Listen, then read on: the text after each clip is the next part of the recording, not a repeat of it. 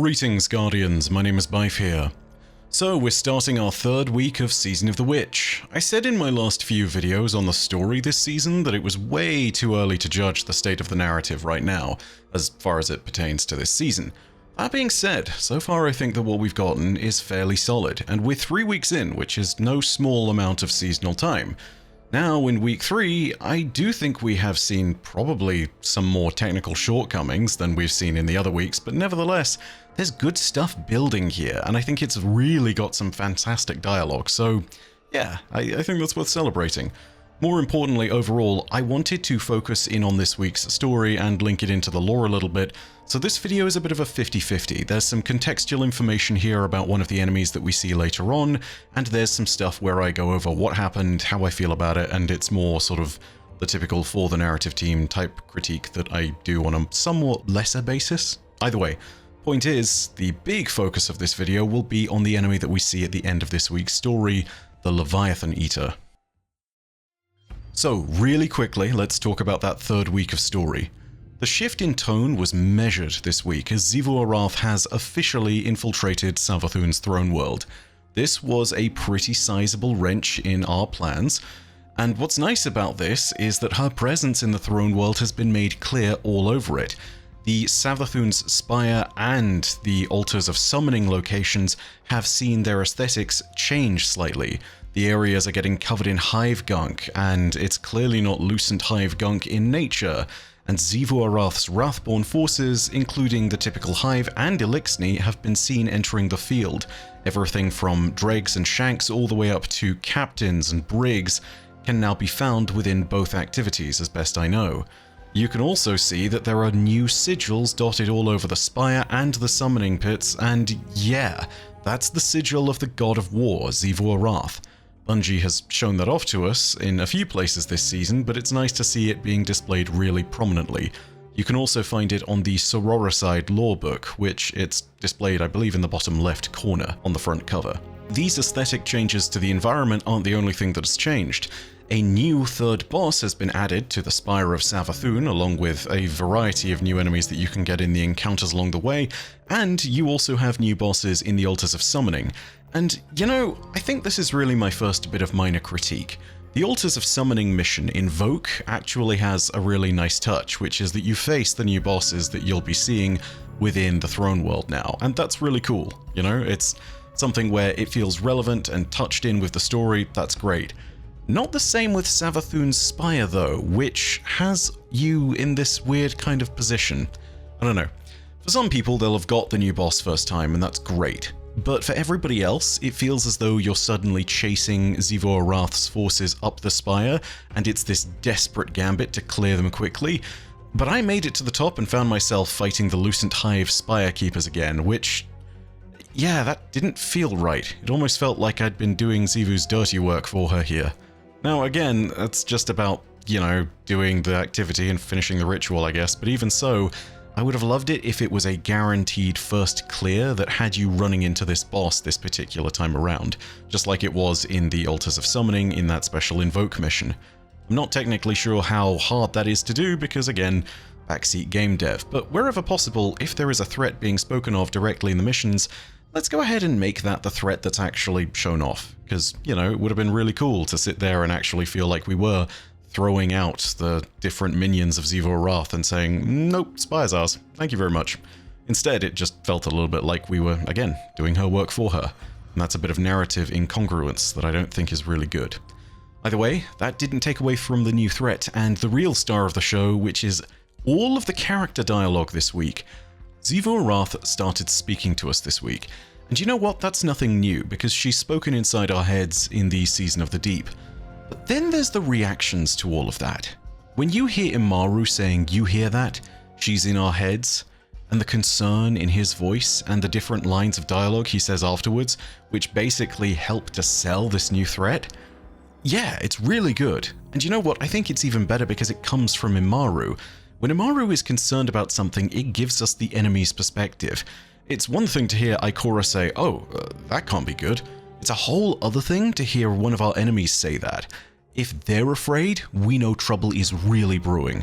And this isn't even to say that the real star of the show isn't Xivu Arath and, well, Eris Morn, of course, because the two of them trading jabs back and forth has gotten really fantastic. I don't even want to highlight one specific line of dialogue here, but go into the Savathûn Spire missions, go into the Altars of Summoning, go and listen to the jabs back and forth between Eris Morn and Xivu Arath. Eris has some pretty sick one-liners and burns. It's great. Honestly fantastic, because it does feel as though these are two generals kind of posturing across the battlefield whilst their armies go forth and fight for them. And you know what? That kind of sells what this entire season is about. It's about two warring gods. And that's awesome. Xivu Arath entering the throne world and discovering the Spire is also of course a problem, because the Spire has below it the Oubliette, the Altars of Summoning, and that's where that earlier mentioned mission of Invoke takes place. And again, this is very good, not just because of the fact that we got to see the new encounters face to face, and because there was this clear idea that we needed to clean out the forces of Xivu Arath, but also it's a unique mission that has a bit of a twist at the end. It's something where you start to see a new force arriving, and that force is the Leviathan Eater.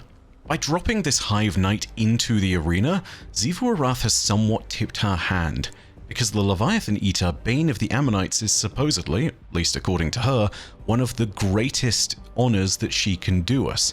In other words, it's one of her greatest servants, her chosen champion. Kel'Garath, this is not. This is a seriously powerful combatant and is menacing. At least it was for some people. This is my other big critique of this week. You see, looking through the gameplay of other people, I realized that mine was very, very bugged. I initially thought that the guy was just standing against the wall and showing us his back, and that was meant to be some kind of character choice, but it's clear that that's not the case. It's clear that the footage I have is just of a bugged boss. In others, they're attacking just in a similar manner to Zulmak, and they have some awesome animations, and yeah, the fight looks really intense. Would have loved to experience that. Hopefully when Martin captures his footage, he'll actually get him attacking as he should be. But either way, you know, it just would be nice if that wasn't the case of what I'd seen. Regardless of technical errors or not though, yeah, this is a really menacing looking boss, and I have to praise the visual side of it. I had this whole spiel about how they weren't speaking, and how maybe it would be nice if they weren't attacking but also were constantly speaking and taunting us, and that it would make a great villain, and I went on about all the stuff to do with why that's not necessarily possible for Bungie, because localization is hard, and the point is, you know, there's a lot going on there, and yeah, none of it really matters. I removed the entire paragraph, so yay. Either way, I don't think the War God's chosen champion was meant to choose peace upon seeing us, so, you know, experiencing that fight would have been nice. Anyway, with all that said, eventually the Leviathan Eater does retreat, and that's not the last that we hear about them. We do understand that they were probably simply there in the respect of a test for us. Our companions basically state that, well, this was all a feint, we were being measured. As a result, it's throwing a lot of the parts of our plan into doubt. Eris Morn, however, insists that we should stay the course, even as Imaru and Ikora are both kind of freaking out. And you know, with Imaru's words on the situation, I think they are freaking out with good reason. Because the champion that we faced and who retreated after seeing but a test of our combat prowess, I mean, there's a little bit more context on them thanks to everything that we know from the Books of Sorrow, and it's not good. The Leviathan Eater now has more context thanks to the seasonal story and the seasonal armor, but I want to explain where all of this comes in first so that you properly understand how powerful this champion of Xivu Arath is. Like I said before, Kel'Garath, this is not. This is a Hive Knight that has existed for so long that they have some terrifying accolades under their belt. And I mean, if you really want to look at how powerful they are, I'll put it into context for you really briefly before going into the full version of it. They've fought Lightbearers of some kind before, and they've won. Yeah, I say Lightbearers of some kind before because it's a little bit complicated and it goes way back into the Books of Sorrow, and it's not Lightbearers as in Lightbearers with a ghost, but I mean, this is where the complicated history comes in. So let's jump into that. In the lore, you can find the Books of Sorrow, of course, and in the second Book of Sorrow, also known as Verse 2, as it's internally referred to by Oryx, who at the time is Aurix, Savathûn and Xivu Arath and him have all accepted the bargain of the worms. They ascend into the Hive pantheon as gods, and they conquer the world of Fundament, where they're found. This is where they transformed, and quickly they destroy all civilization on its surface, ultimately burning the fortress city of Kahana Tol to the ground, and then, thanks to the worm gods, they make their way into space. They find themselves exploring the 52 surrounding moons of Fundament, and within those moons they find a spacefaring civilization called the Ammonite. The 52 moons of Fundament were apparently also joined by a 53rd object, which was not a moon, but was instead the Traveler. And by some means, the Ammonite had not only received a golden age, just like us, had not only set out to conquer the various moons and created an interplanetary civilization, but also they were using the light.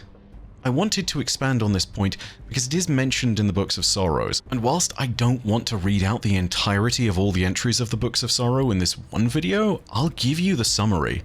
After the initial battle with the Ammonite, the Hive were forced back. Xivu Arath was commanded to breed her armies back to full strength. The supposed reason for the failure of the Hive armies, though, was Alrix. While the Chroma Admiral Rafrit of the Ammonite pushed the Hive back to Fundament's 6th moon, Alrix was stuck in a catatonic state of sorts, clinging to the ideas of peace and stability. His worm would eventually gnaw at his soul enough that he needed to return to battle. But by this point, the Ammonite had begun to deploy a new series of weapons to fight the Hive. The source of these weapons was supposedly the Traveler, and the paracausal effect of these weapons was subtle but devastating, clearly a step up in their war against the Hive.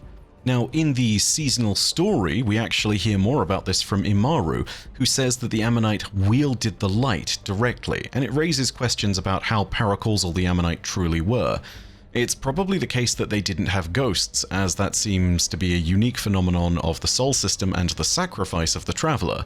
But as for the rest, it's really not too clear, except for what Immaru and the Books of Sorrow seem to say. Now again, there is a potential risk that all of this is based on a foundation of lies, but regardless, take a listen to the logs recovered by Immaru. It gives us a little bit more information, and he tells us a little bit more about the Ammonite and the one who decimated them in the end. So, you're really taking on Xivu Arath's top general. I love watching you do our dirty work. I was digging through Savathûn's archives, and I found this little gem from about 1 million years ago. I figured you should know what you're up against. For the first time, the Ammonites broke us. Hordes of my brood lay rotting in tribute. And the fetter of weakness was upon us. But our enemies have made stars of their own. Their Chroma Admiral abandons the battlefield to attend their frail Leviathan. They would live in peace without first killing death. We shall reward their insolence without mercy. Go forth, my brood. Devour their Leviathan. Become their extinction and make temples of their corpses.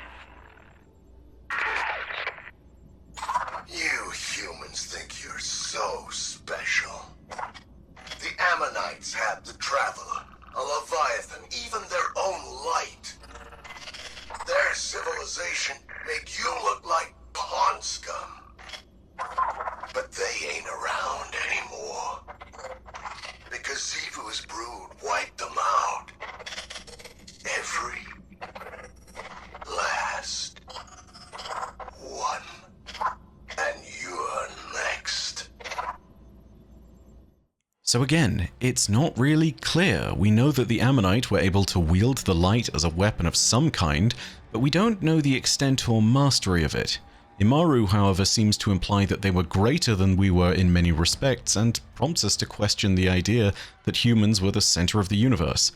So yeah, I'm not sure about that. I think it's entirely possible that the Ammonite used weapons infused with light, or that maybe they used some basic powers of the light, but I don't think that they were necessarily as powerful as ours. It's possible that they were slightly more focused and refined, but considering the power that we've been able to wield through the light, I don't think it's anything close to what we as Guardians have been able to master. We are directly connected through our ghosts as conduits of the Traveler's light, and as reservoirs of its power capable of manifesting and shaping weapons in unique forms. I don't think that's quite what the Ammonite would have had, but the fact that they could use the light is something remarkable. It goes back and sort of double confirms this incredible point that, yeah, the Traveler has gifted its power to civilizations before, and that we're not really the first. It's just weird to hear a character talking about it because it's such an abstract point in the Books of Sorrow. So Immaru going over it again, yeah, that's kind of cool. Just another point, I need to go ahead and still start that series where I cover the Books of Sorrow in full and just read it through for you guys. That will also be great because I can give you even more context around what we learned from Witch Queen. Either way, the response from the Hive and the Worm Gods was pretty simple. Paracausal weapons being introduced by the Ammonite, who were already in a winning position. Well, some things have to change, and things did change. 3 of them in particular. These 3 things would swing the battle back in the favor of the Hive. The first was that the Hive armies were armed with Hive magic, which draws the power from the deep. It is not directly of the deep, like the powers of darkness that the Witness might gift, but this magic was capable of towing the balance of power back into a position where they were somewhat more favorable, and it was apparently something close to a match for the paracausal weapons of the Ammonite. The Hive would eventually find themselves back on an even combat footing with this. But there was another problem, and this is the second thing that changed. Savathun had to betray Alrix. This was done because he was once again trying to seek peace with the Ammonite. He contacted their satellite Congress and made a plea for parley on what is known as the Dry Moon. He also invited Teox, the one that they had sworn to kill in vengeance, to that particular meeting and parley. In response to this, Savathun had her coven of wizards render the moon lifeless, and she killed her brother. This is a really formative moment for the Taken King, as he would one day be known, as it would be the point at which he truly embraced the nature of the sword logic and understood how throne worlds were built and worked. He understood the nature of his immortality, as the Worm Gods sat and saw him weakened within his throne. They even told him the bitter supposed truth, although again, I don't know how much truth there is to the Books of Sorrow anymore, but the bitter supposed truth that Teox hadn't even shown up to the meeting that was supposed to go down. So she was one step ahead of him no matter what. Even if he had planned to butcher all the Ammonite and Teox there, even if this was some gambit of trickery, she wasn't even willing to parley with them. There was no point to his line of inquiry. The third thing that changed the favor of the battle was realistically the Leviathan. It rose from the seas of Fundament and started to make its way towards the Ammonite. Now, the relationship between the Ammonite and the Leviathan of Fundament isn't quite well known, but it is clear that they saw it in some kind of way as holy, as perhaps divine. They called it some kind of god, or at least the Hive say they do within the Books of Sorrow. And this diverted the Chroma Admiral Rafrit's forces. They moved to surround the Leviathan so they might defend it from the Hive. And this gave Xivu Arath her opening window to strike at both the Leviathan and the Chroma Admiral, breaking the morale and the fleet of the Ammonite with her brood. It's here that we see the further context of this new Leviathan Eater who is appropriately named. His story appears in the seasonal armor of the Season of the Witch. The Veiled Tithe's arms give us a speech from Xivu Arath that tells us of the exact moments when the Chroma Admiral and the Leviathan were struck down. It reads as follows. Behold my brood, how your enemies lay rotting in the field. The Chroma Admiral Rafrit, engulfed by waves of death, dragged back into the atmosphere by 1,000,000 Hive corpses.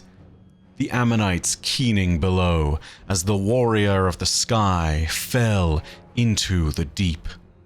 And there, in concert with your gods, his armor was pulled slowly from his body until the sinew of his adductors tore, anointing our gods with his spurting plasm. How he cried as his ruined flesh was impaled, his wailing a call to worship in the temple of his dying body. Then was the Ammonites' Leviathan alone. So I did command my servant, Ur-Ulsal, to taste of the Leviathan's flesh, to tear it from the sky in a feast of agony. And so he did. The Leviathan's viscera opened to the sky and rained down upon the Ammonites, bathing them in the bowels of their god. So did my brood taste of his entrails and rejoice. From this victory forward until the sky falls and the deep subsumes all, Ur-Ulsal shall be known as the Leviathan Eater, bane of the Ammonites and favored harbinger of Xivu Arath. I think it's just worth remembering the power of the Ammonites relative to the Hive at this point. The Hive are fledgling, but the Ammonites are still powerful, and they are supposedly even more powerful than our civilization ever was. Ur-Ulsal was a part of the brood that took on the forces that used the light against them. He has contested paracausal forces before, meaning that our powers are something comparable to what his greatest foes have used against him. One of the only forces that could even possibly have posed a threat to the Hive at any point during their great conquests in the universe was faced down by this enemy. Xivu's brood overwhelmed their leader and tore him limb from limb in a display that would make any torture humanity has devised look kind. The great champion of the Hive brood, who we just faced, who didn't even make a solid effort to kill us by the looks of things, took part in the slaughter of a creature that the Krill of Fundament stated was larger than the continents they had known in their childhood. And worst of all, he won. Ur-Ulsal spilled the guts of the Leviathan into the seas of the Ammonite homeworld and became the literal chosen champion of the Hive god of war. This is no Kel'Garath. This is no outcast turncoat who has proven himself worthy and then unworthy. This is an undefeated Hive champion. We faced them once in a strength of test that was merely meant as a feint. We don't know what initial engagement information they were able to glean, but I think that the entire point of it was that this enemy was not trying to kill us in one fell swoop, but they were trying to assure a victory later that would be so complete and so utter that it would be inevitable. They are perhaps doing this to learn our combat strategy. They are perhaps doing it to gauge the true nature of our paracausal powers, and they are perhaps doing it so that when they do finally meet us in a true battle, they will assure victory for Xivu Arath, regardless of whatever we might try to do. I have a feeling that the actual final battle with Ur-Ulsal will be even tougher, and will be something worthy of the end of a season. Regardless of what that ends up looking like, that is our video for today. If you enjoyed the video, go ahead and leave a like, and let me know your thoughts down below. I'm really interested this time around to hear what you think about the nature of the Ammonite and how they wielded the light. It's very clear that we Guardians have been doing something bespoke for a while, given that we have our ghosts, and even the Hive Guardians that followed in our footsteps are certainly making a certain place in the universe for themselves with that power, but we are probably amongst the first to use them. I don't think ghosts came before. So what do you reckon the nature of their light was? I'm very interested to hear what you all think. All of that being said, if you want more Destiny content, and you want to keep up with the story of Season of the Witch, go ahead and hit subscribe and the bell next to subscribe to turn on those email notifications. But as per usual, know that your viewership, as always, is quite enough for me, and that in the meantime, my name is Bife. Parodacia ad Astra. I'll see you, Starside.